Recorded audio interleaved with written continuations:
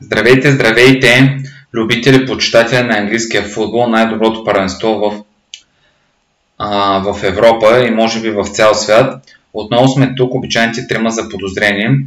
От едната ми страна е Светло, от друга страна Оги. Тъй като мен ме виждате доста често, аз в това видео отново ще говоря твърде малко. Единствено съм взели да сменям слайдовете, като в няколко поредни епизода ще ви покажем трансферите за отделните отбори, 20 на брой в Висшата лига. Успяхме да стигнем до буквата Си и сега продължаваме с отбора на Кристал Палас. Момчета, кой от вас ще каже нещо за Кристал Палас? Давай, Светло, почвай ти. Кристал Палас, лично за мен, Кристал Палас този сезон не тръгнаха никак зле в фона на той, което разполага с капацитета. Надявам се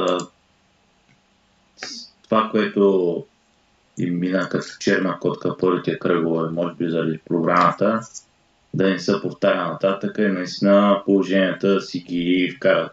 Което по-интересно ми беше напускането на Олисе и защо Незеня беше подаден. Най-така конвертираме футболист. За мен лично не се изпъква на фона на всички останали футболисти. Това е световна класа с нивото на Ето и Калант и така нататък играчи. Той човек просто с тази топка уникален. Това е. Добре, а за Енди Нкетия, какво става? Ще бъде ли титулярът става на Орлите или по-скоро не? Някакво такова попълнение, да се отървеме нещо ви картета. Не успя да се докаже в Арсенал. Уж иска да стане голям играч, накрая отива там в някаква. Не го измислиха много добре с трансфера на Кетия. Кетия е за Франция, там за Олимпик Марсилия, нещо такова. Или за Пари Сен-Жермен? Пари Сен-Жермен да търка пейката на третия отбор. Не, ще го пуснат да играе примерно в... Аз така или иначе мисля, че на Анкетия не му се дава чак толкова възможност в Арсенал. От другите нови попълнения, които дойдаха, може да изтъкнем Камада от Лацио. Мисля, че добре би могло да се включи в тактиката там и с Сезе мисля, че могат да направят стабилен тандем. Максел Лакроа, защитник, дошъл от френския Олимпик Марсилия и под найем, където привлекха Мак Търнър от Нотингъм Форест. Заедно с Олис, който пое в посока Байер Мюнхен, тук може да изтъкнем и напускането на Йоаким Андерсен, който също беше съществена част от отбора, най-вече в центъра на защитата, пое в посока към Фулъм. Това е по-съществено за трансферите. Кристал Палас. С две думи напускат хубавите силните им играчи, които са докарали титуляри и носят някакви полубуклуци, такова не се знае дали нещо ще направят в отбора. То сезона ще покаже дали ще направят, но според мен пък Кристал Палас може да са го закършили малко финансово и с 2-3, как да кажем, по-скъпи изходящи трансфера да се закърпят положението и да си привлекат ресурси за няколко, що горе читави или приемливи входящи трансфера. Някои от собствениците, доколкото чувам, иска да се изтегли от отбора и да се насочи към закупуването на Евертън, който и сега ще разгледаме. Давайте момчета с отбора на Карамелите, които наистина са загазили много финансово. Има голяма вероятност и този сезон да им се отнемат точки от актива. Оги, влияе ли строежа на стадиона върху отбора на Евертън и цялостната представяне на ниво Висша лига? Върху представянето не знам колко влияе, но по принцип финансово влияе така или иначе. Евертън, там мога да кажа няколко трансфера, които дойдаха. Армандо Броя от Челси, по-съществени такива трансфери, под наем. Джак Харисън, който е увеличен периода под наем от състава на Лидс. Той още не е закупен, така? Не, Не. не е закупен, тъй като нали Евертън нямат парички, какво ще купуват? Да, добре. Скуша купува. Мангала и Ндее дошли под найем от състава на Марсилия. И тук може да сред по-сериозните напускащи Дънжума, Бен Готфри, Амаду Нана най-вече, Мейсън Хогейт и Андре Гомес. Така или иначе, както и Пурно отбеляза, закъсали са го наистина в финансово отношение, след също потвърди. Така че се очаква още точки да им отнемат и не се знае какво ще се случи наистина с новия стадион, който го строят, дали наистина ще успеят да се справят и там и колко време ще им отнеме така или иначе. Добре. Иначе от Висшата лига вървят доста зле, както се вижда от началото на сезона.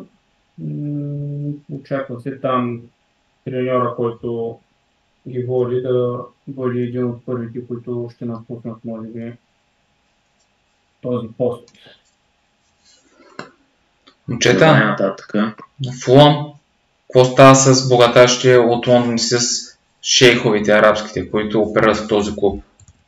Фулъм за мен лично солидно представен, един от най-така отборите, които изиграха много стабилни матчове. За мен Фулъм този сезон сигурно ще бъде в топ 6. Поне и по-нагоре. Сега не знам дали ще имат сили за топ 4. Там трябва да спалят поне Ливърпул и още някакви там средняшки отбор. То по-скоро да свалят Тотнъм. Ливърпул дали ще изпаднат от топ 4, малко трудна работа. Ливърпул никакъв шанс. И то е интересното, че така поизхарчиха доста стабилни пари, около 100 милиона. На фона на един-двама нещо продадаха там играчи. Другите, нали, съответно напуснаха по линия, съответно така забележимото лице, което напусна отбора. Солидно представени през миналия сезон, привлече вниманието на доста европейски грандове. Аз очаквах още по-сериозен отбор да го купят. Реал Мадрид, Барселона. По-интересното е съответно какво се случва напред в атака. Там не виждам централния нападател да бележи, колкото един от звездите, който е така отбора е Мело Смитров и Адама Траоре. Може би така да е тактиката на Силва ли беше, Марко Силва, португалеца.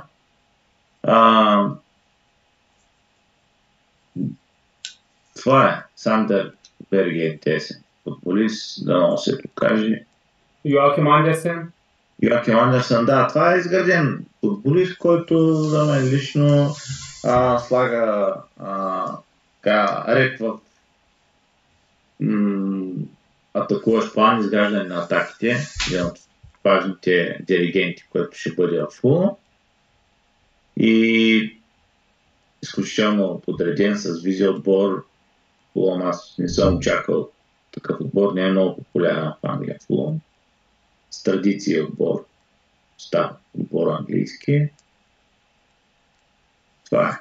Аз само да кажа за Фулъм, че окей, нали са си купили попълнения. На първо място, според мен, трябва да се научат да играят като отбор и на второ място, добрата си форма като домакин трябва да я прехвърлят и на своите двубои като гост.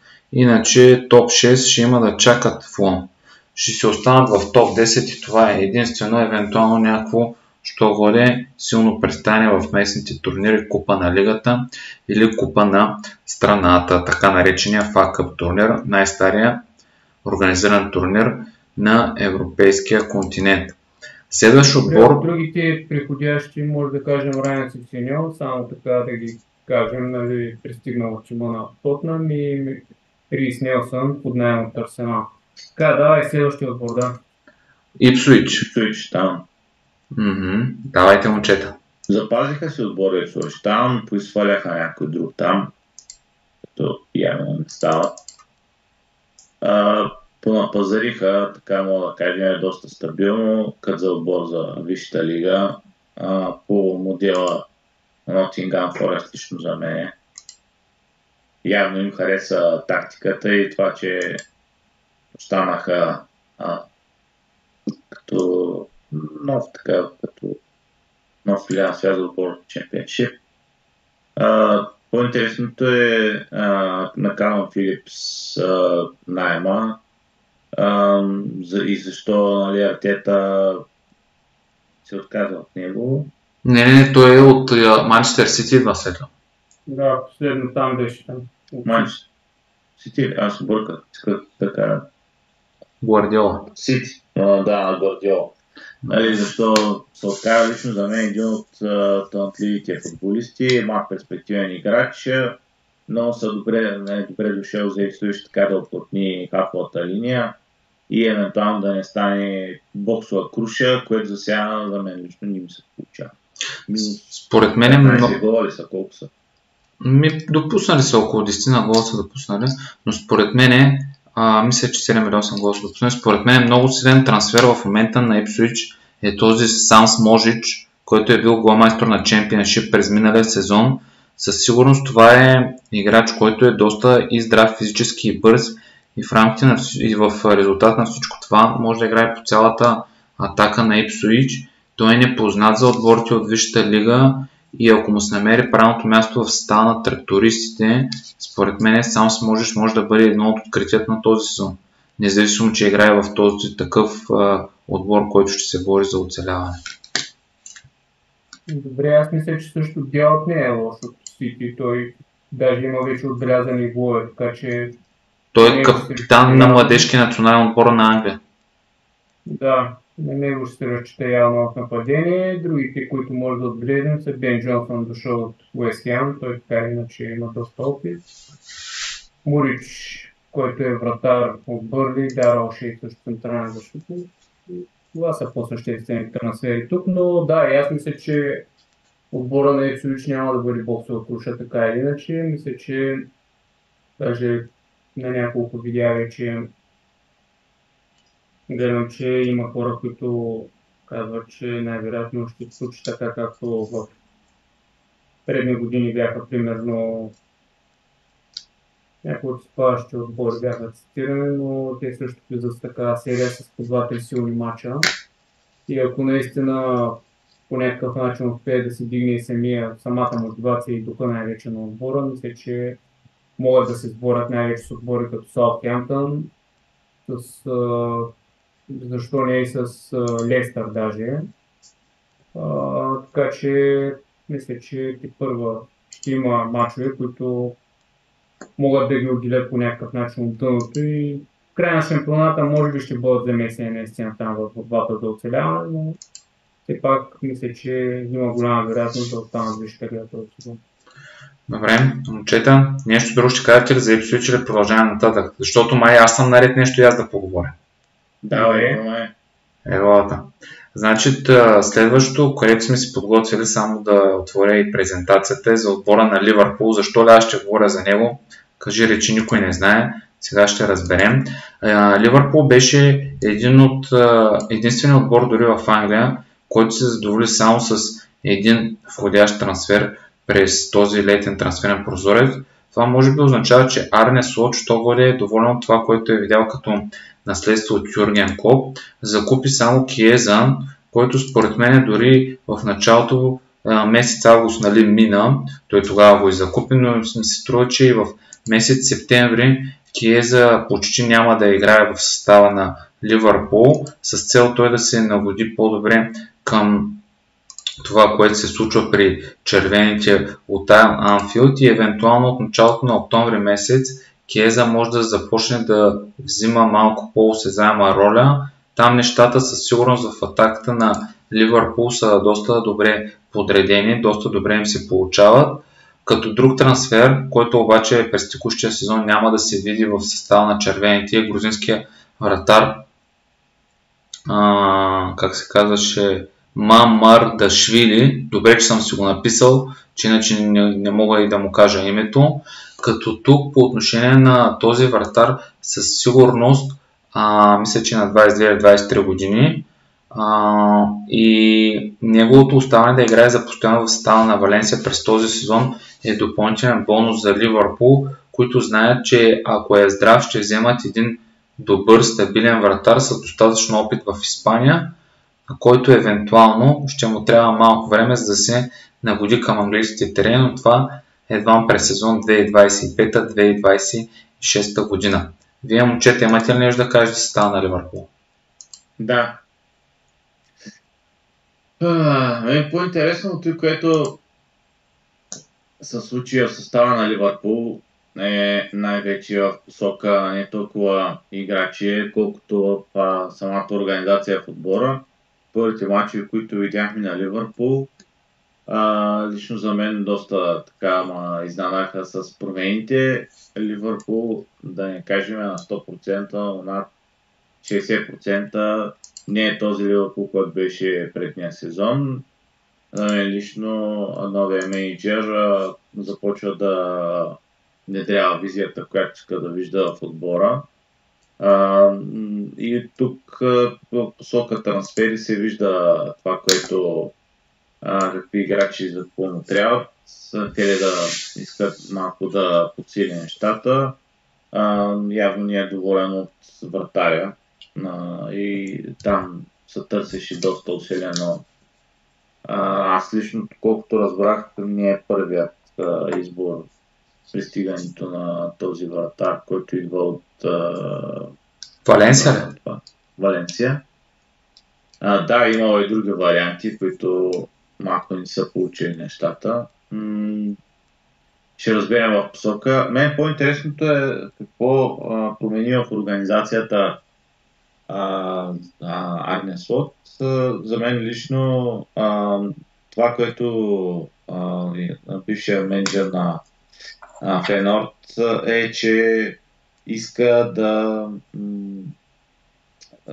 тук ето и Трент в сега скоро интервю в Екс казва, новият менеджер ни каза, искам всички да участват в фаза защита, когато топката не е в наше притежание и централният нападател ще премине и ще бъде зад линията на средната линия, съответно, което е зад полето, ще бъде в фаза защита, ще защитава. Ако някой не се върне, което е казано на тренировка, Трент лично го споделя в кухнята, няма да този играч повече за мен няма да бъде в състава, доляване на състав и съответно ще търся промени. Другото, което очуди така и феновете, че в отбора на Ливърпул настана тишина. Наистина тишина. Той е хаосови, бързани, на скорост. След като загубя топката, бързо възстановяване на най-високи обороти, пресиране, още в втората третина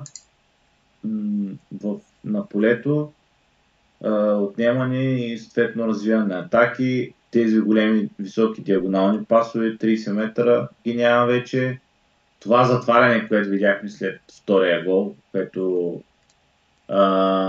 промени визията на отбора, също е ново. Никога така не се е затварял, но по-интересният факт е, че до сега на такъв резултат не е постиган от менеджер на Ливърпул. 2 победи, 3-3. за 2 кръга. 3 победи. 3 победи, това нещо не е постигано. Много интересно е матча, който ми направи впечатление, втория кръг. Брентфорд ли играха? Тогава ли играхте с Брентфорд? Да, втория кръг. 92% от пасовите точни, които в отбора на Ливърпул от няколко сезона този процент не е постиган. Това означава изключително спокойствие в отбора. Това е. Аз мога само да кажа, не знам, той е Киеза, дето го взеха, той не е малко странен там, нали, уж се води чуплив играч и въпросът е по някакъв начин дали може да помогне наистина на клуба, дали ще му се дава и някаква възможност. От тези, които напускат, може да споменем Матип, Фабио Карвалио, И Нанс Филипс, може би, той така или иначе не получава чак толкова възможности. И другото, което интересно почетах е за този Субименди, който така или иначе доста силно искаха да го привлекат. Той е казал, че преминал е през всичките им там гарнитури, докато стигне до мъжкия отбор на Sociedad и е казал, че така или иначе по сърце се остава от именития клуб и за това не смята към момента по никакъв начин да напуска отбора. Добре, преминаваме към следващия състав. Още един дебютант, новак в Висшата лига, именно тима на лисиците. Оги, давай за него. Това ми е също на мен е доста симпатичен отбор, най-вече заради присъствието на Джейми Варди, но аз ще си мълча. Аз вече каквото имаш да си казвам, си го казах. Добре, по-сериозните попълнения може да споменем Абдул Фатао, идващ от Спортинг Лисабон, Оливър Скип, който би трябвало да увеличи конкуренция така иначе, Буананоте от Брайтън и Джордан Аю, който е доста опитен играч. Последно той в Фулъм мисля, че игра, нали? В Кристал Палас. Това ли беше? Да, в запоследно Добре, Палас. аз от всичките така или иначе Фатао направи вече доста добро впечатление. Скип, той към момента мисля, че да, му се май някаква възможност, но не знам дали играе като титуляр си още. Не, той може би не е добре физически подготвен. Буананоте той си е доказано име от Брайтън. Там направи доста, въпреки за сравнително малкия престой, който направи в отбора на Брайтън, той показва своите възможности така или иначе. Аю си е доказан играч, но той вече е на възраст така или иначе. Така че те там имат доста, може да кажем, че нападението като цяло е с играчи на доста сериозна възраст, така че въпросът е тук доколко ще им стигнат силите вече. Но и че в центъра на терена мисля, че имат играчите. Защитата не стои чак толкова добре още от началото на сезона, но ще видим какво ще се случи. Светло, давай към тебе. Към мен, за мен лично този играч Иса Хакао ли беше? Фаталто. Той е най-така лично за мен интересен. Било е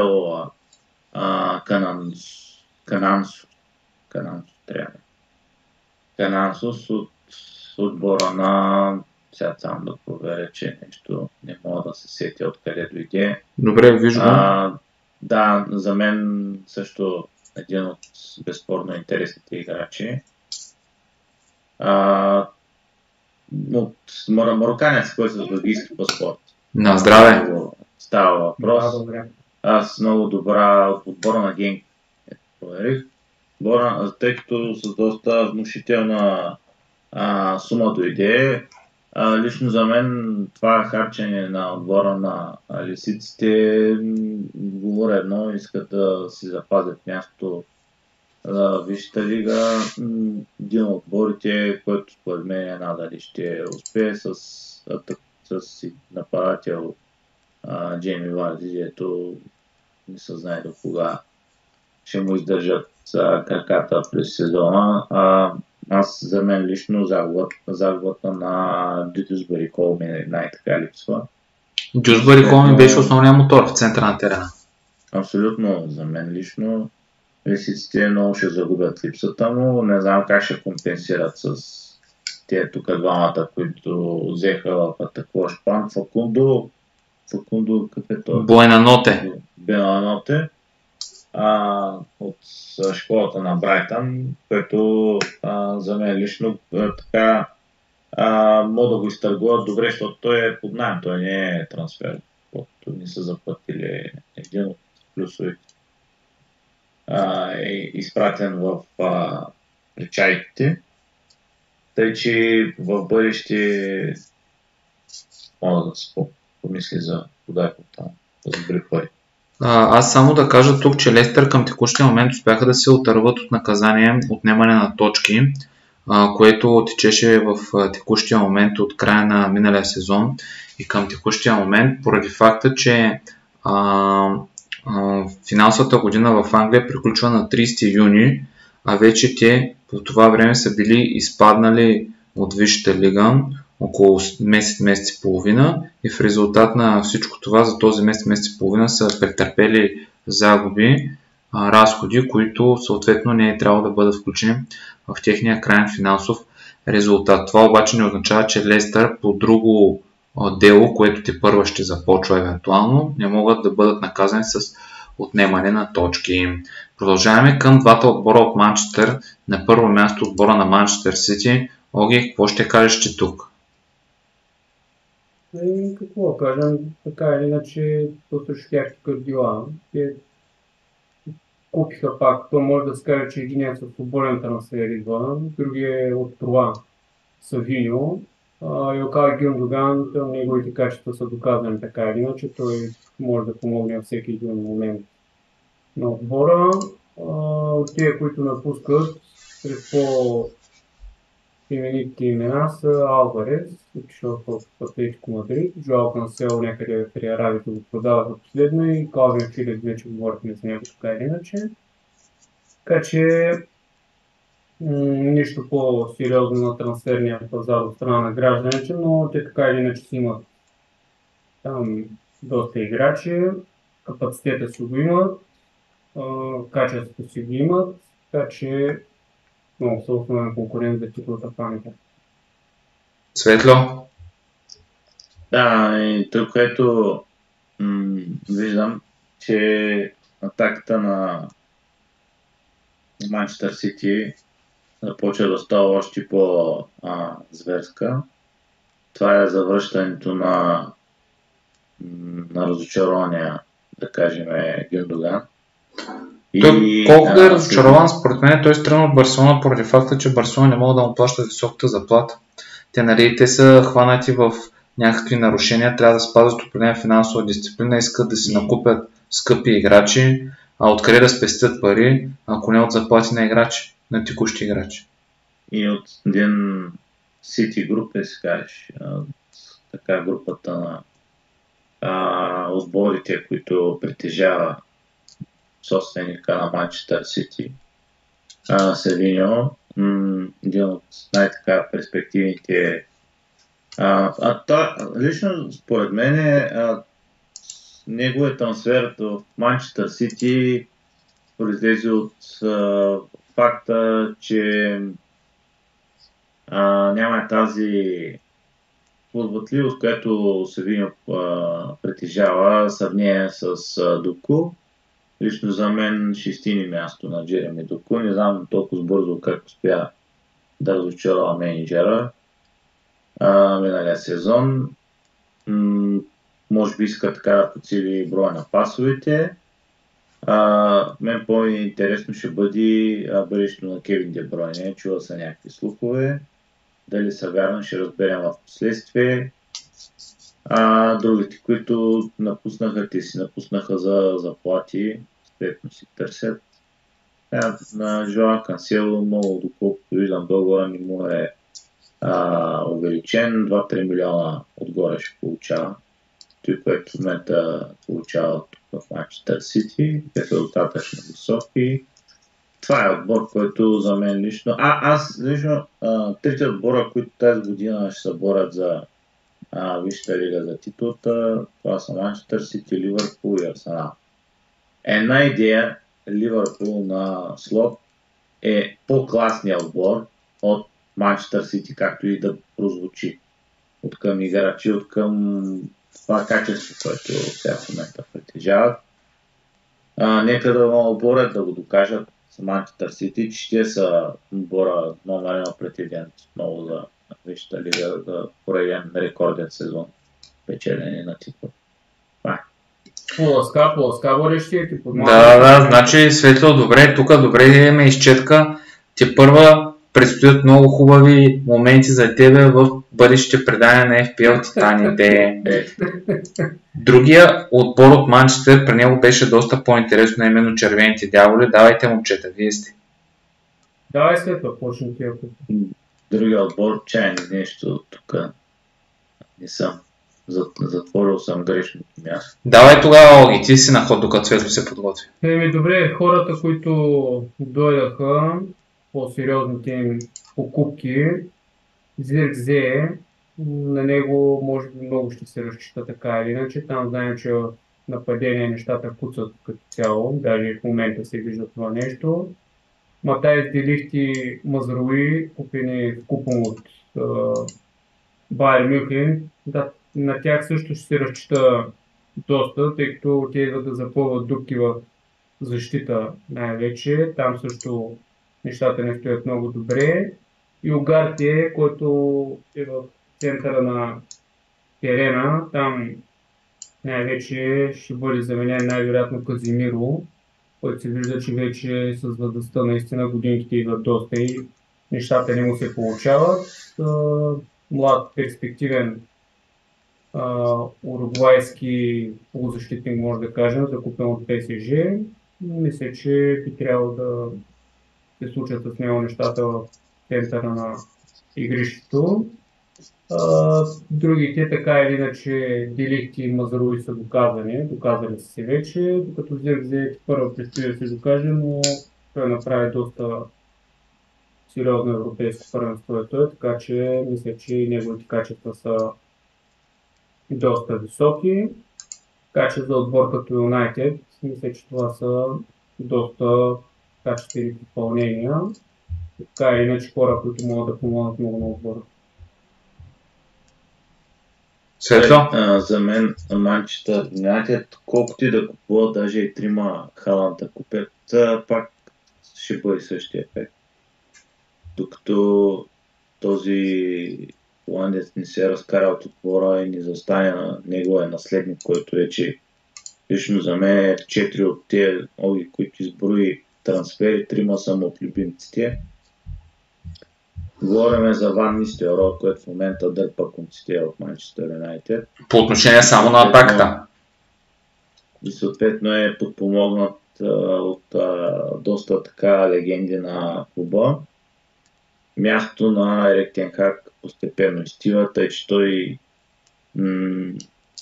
много малка вероятност, 1/100,000 има да направи отбор, тъй като визията от 2 години не се вижда в Манчестър Юнайтед. Пълен хаос е, защита да не говорим.